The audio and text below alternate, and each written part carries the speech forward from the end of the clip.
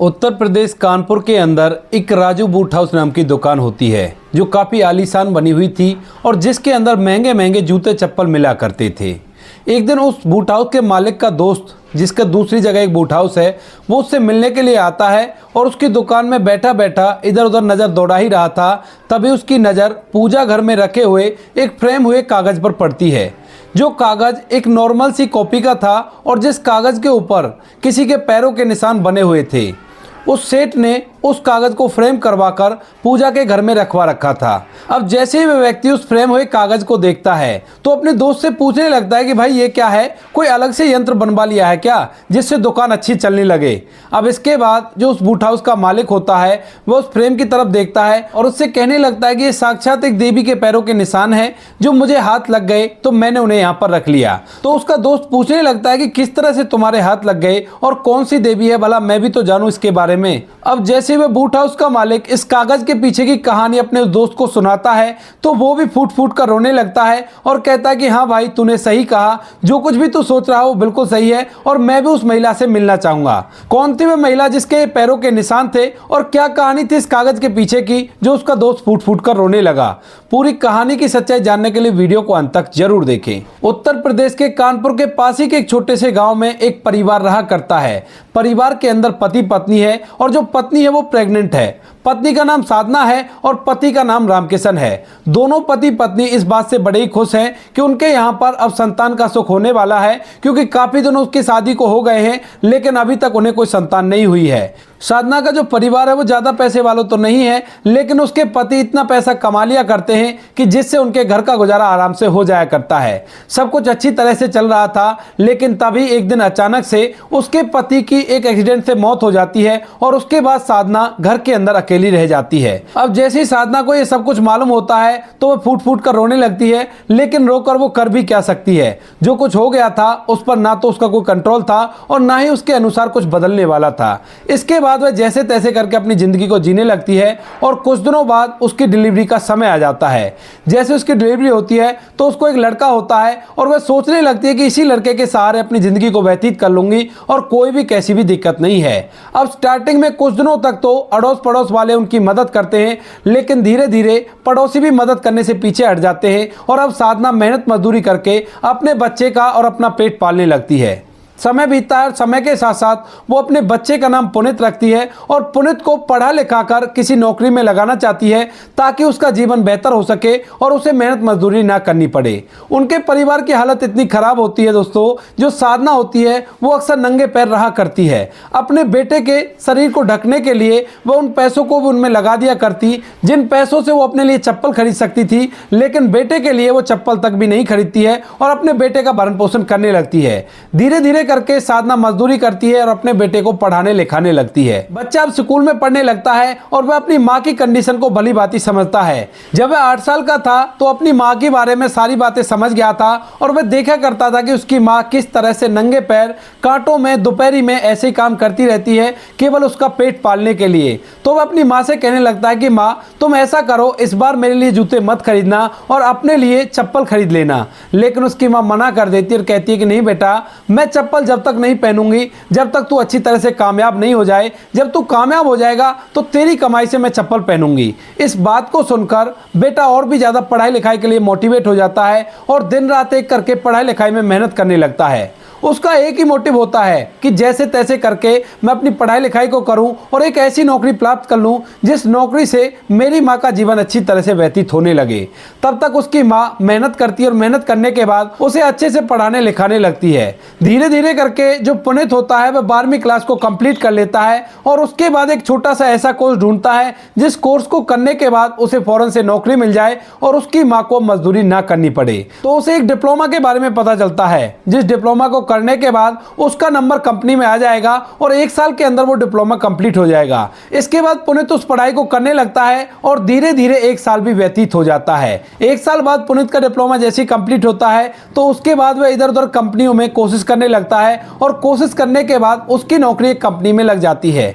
जैसे उसकी नौकरी लगती है तो उसे इस बात की बड़ी खुशी होती है क्योंकि अब फिलहाल वो अपनी माँ की उन जरूरतों को पूरा कर सकता है जिन्हें वो बचपन से देखते आया है कि उसकी माँ बिना चप्पल चप्पलों के घर के अंदर रहा करती है और जैसे तैसे करके उसका भरण पोषण कर रही है। अब जिस दिन पुनीत को पहली सैलरी मिलने वाली थी, उस दिन सुबह सुबह पुनीत अपने बिस्तर से खड़ा होता है और खड़ा होने के बाद अपनी माँ के पास पहुंच जाता है। माँ के पास जाने के बाद वो उससे कहने लगता है कि माँ, तुम्हें कितने नंबर की चप्पलें आती हैं, आज मुझे सैलरी मिलने वाली है। अब जैसे ही माँ को पता चलता है कि उसके बेटे की आज सैलरी आने वाली है तो वो बहुत ही ज्यादा खुश होती है और कहती है कि बेटा तू ही अपने आप ले आना, मुझे नंबर का नहीं पता कि मुझे कौन से नंबर की चप्पल आया करती हैं। काफी दिन हो गए, काफी दिनों से मैंने पैरों में चप्पल पहनी नहीं है, तो नंबर का मुझे भला क्या पता होगा। इस बात को सुनकर जो बेटा होता है उसकी आंखें छलकने लगती हैं और इसके बाद वो एक तरकीब निकालता है। अपने कमरे में जाता है, वहां से एक रजिस्टर से एक पेज निकालता है और उस पेज को नीचे रखने के बाद अपनी माँ को उस पेज पर खड़ा होने के लिए कहने लगता है।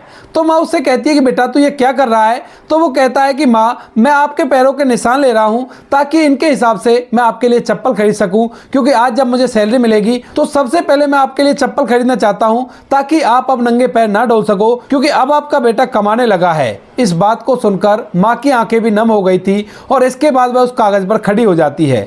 जैसे ही माँ उस कागज पर खड़ी होती है तो बेटा पेन से अपनी माँ के पैरों के चारों तरफ एक लाइन खींच देता है, जिससे उसे अपनी माँ के पैरों के निशान मिल गए थे। और इसके बाद उस पन्ने को फोल्ड करके अपने पर्स के अंदर रख लेता है और वहां से सीधा अपनी कंपनी में चला जाता है। कंपनी में जाने के बाद वो दिन भर काम करता है और शाम के समय वहां का मालिक उसे सैलरी दे देता है। सैलरी उसकी ज़्यादा नहीं थी, लगभग 8,000 रुपये थी, लेकिन ये 8,000 रुपये उसकी खुद की कमाई थी, जिस कमाई के कारण अब उसकी माँ को काम नहीं करना पड़ेगा, तो वह बड़ा ही खुश होता है। इसके बाद वह कानपुर के बस स्टैंड पर जाता है और वहां पर एक अच्छी सी जूतों की दुकान ढूंढने लगता है।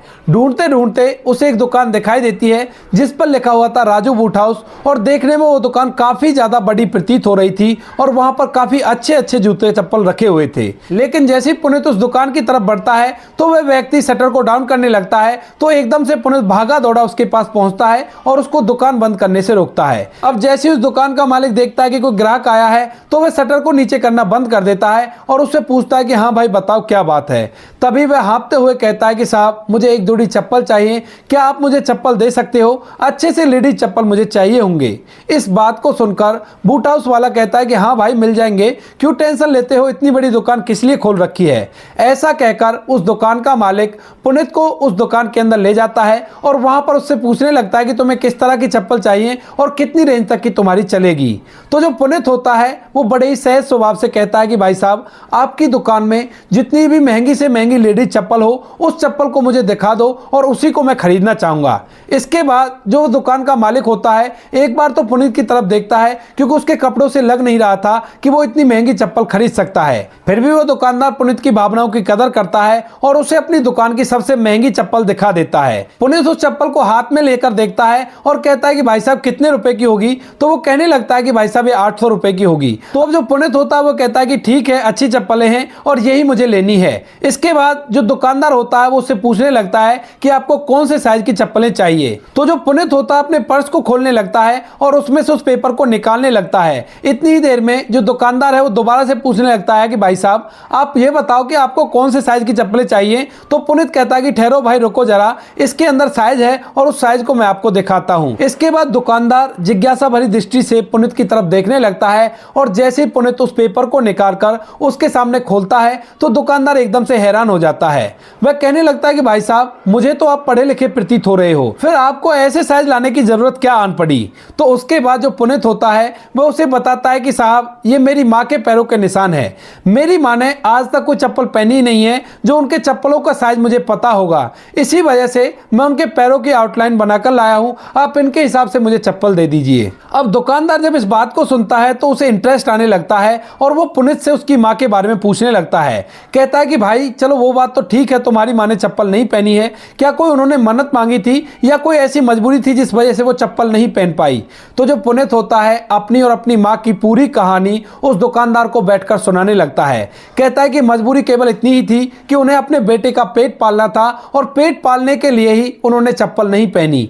जो भी चप्पल के लिए वो पैसे अपने पास रखा करती, उन पैसों से मेरे लिए सामान ले आया करती और बचपन में कभी भी किसी भी चीज के लिए मैं जिद किया करता तो उस जिद को मेरी को पूरी कर दिया करती। लेकिन अपनी जिंदगी में आज तक मैंने उन्हें कभी चप्पल पहनते हुए नहीं देखा है और वो धूप में और कांटों में इसी तरह से नंगे पैरों से काम करती रहती हैं। इस बात को सुनकर जो दुकानदार होता है वह भावुक हो जाता है और उसकी आंखें टपकने लगती हैं। जैसे पुनीत उस दुकानदार को रोते हुए देखता है तो उसे पूछने लगता है कि भाई साहब आप इस तरह से क्यों रो रहे हो। तो वो दुकानदार कहता है कि भाई आप बहुत भाग्यशाली हो जो आपको माँ मिली है, लेकिन जिनकी माँ नहीं होती उनको ही पता होता है कि माँ ना होने का क्या गम होता है। दरअसल जो ये दुकानदार है इसकी माँ इसको बचपन में छोड़कर जा चुकी थी। उसके बाद ये माँ की कमी बार बार महसूस किया करता था और आज जब पुनीत ने इसे अपनी कहानी सुनाई है तो उस माँ के अंदर उसे देवी का प्रारूप दिखाई देता है और इसी वजह से वह फूट फूट कर रोने लगा था।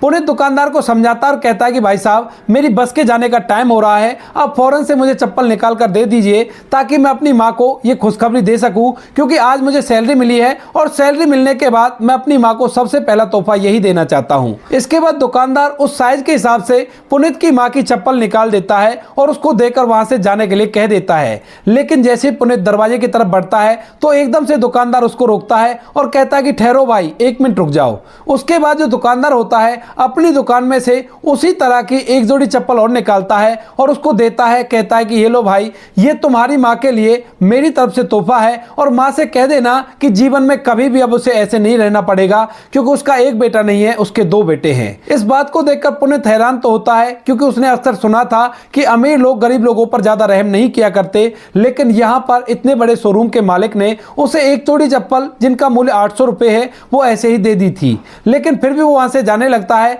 तो वह शोरूम का मालिक उसे रोकता है और कहता है कि भाई एक छोटी सी गुजारिश थी। तो पुनीत उसे पूछने लगता है कि बताइए क्या गुजारिश थी। तो वह कहने लगता है कि आपकी माँ के पैरों के निशान जिस पेपर पर हैं, क्या वो पेपर मुझे मिल जाएगा। तो इस बात को सुनकर जो पुनीत होता है फौरन से अपने बटुए से वो पेपर निकालता है और कहता है कि ये लो भाई, आप बेशक से रख लो और कोई भी कैसी भी दिक्कत नहीं है। उस पेपर को देते हुए पुनीत वहां से अपनी बस पकड़ता है और बस पकड़ने के बाद सीधा अपने घर पहुंच जाता है। घर जाकर अपनी माँ को उन चप्पलों को दे देता है और दूसरी चप्पलों को भी दिखाता है। माँ जब पूछती है कि बेटा ये दो जोड़ी चप्पल क्यों लेकर आए हो, तो वो कहने लगता है कि माँ ये एक तो मेरी तरफ से है और ये दूसरे तुम्हारे दूसरे बेटे की तरफ से हैं। तो माँ पूछने लगती है कि दूसरा बेटा कौन है।